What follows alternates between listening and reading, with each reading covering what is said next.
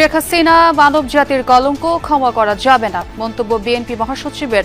সরকারের প্রতিশ্রুত সময়ে নির্বাচনের আশা।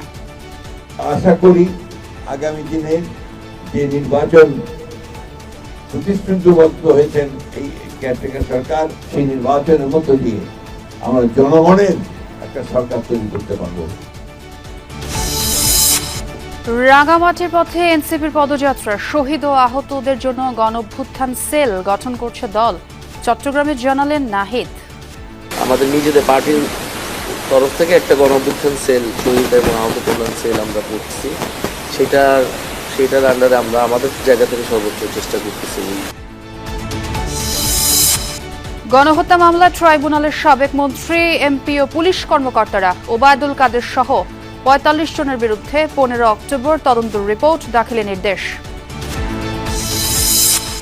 সোশ্যাল মিডিয়ার ঘটনার পাশাপাশি তথ্য বিকৃতিতে উদ্বিগ্ন রাজনৈতিক নেতারা, ভার্চুয়াল লড়াইয়ে সত্য যাচাইয়ের পরামর্শ বিশ্লেষকের।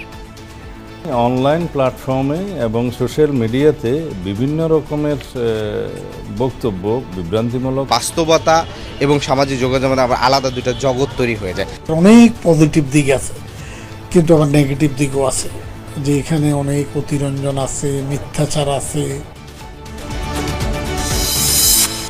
রাষ্ট্রীয় ব্যর্থতার কারণেই জাতিসংঘের মানবাধিকার অফিস হলো দেশে, মন্তব্য বিশ্লেষকদের। গুম খুনের মতো জঘন্য অপরাধ কমার আশা।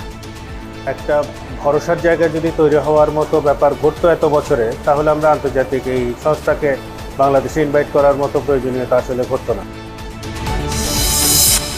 সন্ধ্যায় শুরু বাংলাদেশ পাকিস্তান টি-20 সিরিজ। লড়াই করতে চান অধিনায়ক লিটন। একাদশে একাধিক স্পিনার রাখার সম্ভাবনা।